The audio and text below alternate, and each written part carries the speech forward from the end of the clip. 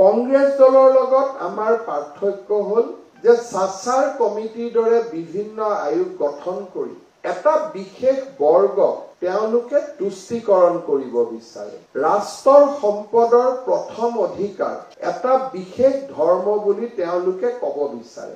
আমি ক'ব বিচাৰো যে ৰাষ্ট্ৰৰ সম্পদৰ প্ৰথম অধিকাৰ দৰিদ্ৰজনৰ, তেওঁ লাগিলে যি ধৰ্মৰে নহওক কিয়। ভাৰতীয় জনতা পাৰ্টিৰ নীতি হৈছে যে আমি কাকো তুষ্টিকৰণ নকৰো, কিন্তু ন্যায় প্ৰদানত আমি পাৰ্থক্যই নকৰো। এপিজমেন্ট টু নান, জাষ্টিস টু অল।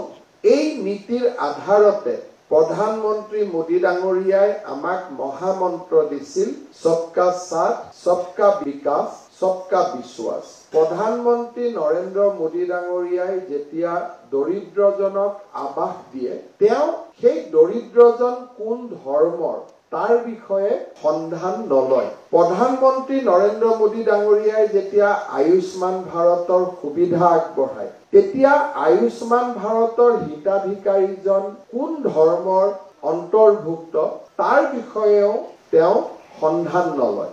আৰু প্ৰধানমন্ত্ৰী নৰেন্দ্ৰ মোদী ডাঙৰীয়াৰ যি পদাঙ্ক, তাক অনুকৰণ কৰি আজি অসমত যেতিয়া আমি চৰকাৰী আঁচনি নিৰ্মাণ কৰো, প্ৰতিটো বিধানসভা সমষ্টিতে সেই আঁচনিৰ সুফল যাতে পোৱা যায় তাৰ বাবে আমি প্ৰচেষ্টা কৰো। নিযুত মইনা আঁচনি ৰূপায়ণ কৰোতে আমি হিতাধিকাৰীজনৰ ধৰ্ম নিবিচাৰো। অৰুণোদয় আঁচনিও দিব যাওঁতে আমি হিতাধিকাৰীজনৰ ধৰ্ম নিবিচাৰো। কংগ্ৰেছ দলে ক'ব পাৰে যে বিজেপিয়ে সংখ্যালঘু লোকৰ ভোট বিচাৰিছে, কিন্তু এই সময়ছোৱাৰ মাজতে বিজেপি দলে কচুতলিত উচ্ছেদো কৰিছে। আৰু এই সময়ছোৱাৰ কৰিমগঞ্জৰ নিৰ্বাচনৰ প্ৰাক মুহূৰ্তত আমি কাজিৰঙাত উচ্ছেদ কৰিছো। আৰু এই সময়ছোৱাৰ মাজতে অসমৰ 25,000 সংখ্যালঘু সম্প্ৰদায়ৰ ছোৱালীয়ে নিযুত মইনা আঁচনিৰ হিতাধিকাৰী হ'ব পাৰিছে।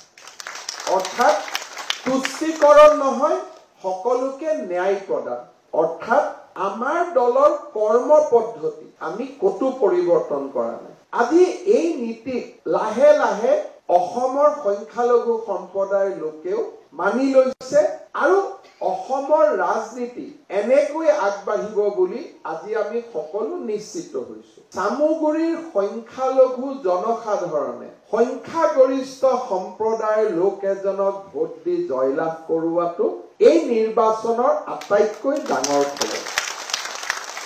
65 to 75% ভোটাৰ কোন ধৰ্মীয় সংখ্যালঘু। বিজয়ী প্ৰাৰ্থীজন সংখ্যাগুৰু সম্প্ৰদায়ৰ লোক আৰু সেই সমষ্টিৰো বাসিন্দা নহয়। ভাৰতীয় জনতা পাৰ্টিৰ প্ৰতি মানুহৰ অটুট বিশ্বাসে প্ৰাপ্তিৰ এক নতুন দিগন্তলৈ আমাক লৈ গৈছে।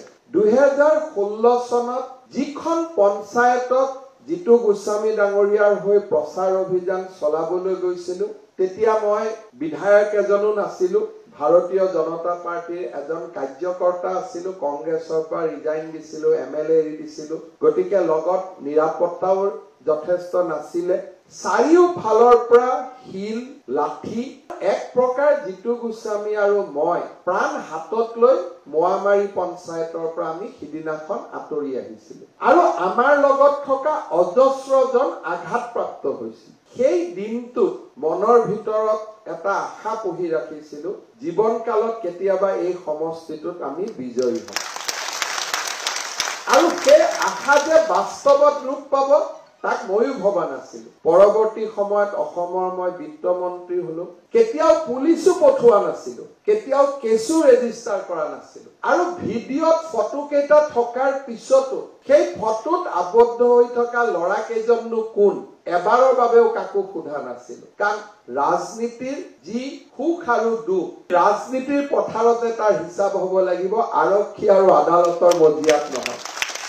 আমি 51 হ'ব নোৱাৰিলেও 49.5% মানুহে আমাক ভোট দিছে। অৰ্থাৎ যোৱা 2016 পৰা 24লৈ আমি সকলোৱে কৰা কৰ্মযজ্ঞ আৰু অসমৰ জাতীয় জীৱনৰ হকে কৰি অহা কামে এদিন আমাক লাঠিলৈ মাৰিবলৈ উদ্যত হোৱা ব্যক্তিৰ মাজত আজি আশাৰ সঞ্চাৰ কৰিব পাৰিছে কৰবাত নহয় কৰবাত ভাৰতীয় জনতা পাৰ্টিৰ প্ৰতি আস্থাৰ এক নতুন মনোভাৱ সকলোৰে মনত আজি আহি পৰিছে মই দীপ্লুৰঞ্জন শৰ্মাক অন্তৰৰ গভীৰতম কোণৰ পৰা ধন্যবাদ জনাম কাৰণ মই নিজে জানিছিলো যে সামগুৰিত মই জিকুৱাব নোৱাৰো জিকে যদি জিকিব জিতু গোস্বামীৰ বাদে কোনেও মনত ভাবা নাছিল যে এইটো সমষ্টি জিকিব দীপ্লুৰঞ্জন শৰ্মাক যেতিয়া মই অনুৰোধ কৰিছিলো যে দীপ্লু তুমি খেলিব লাগে হাৰিবা মই জানো কিন্তু তুমি দলৰ কাৰণে খেলিব লাগে তেওঁ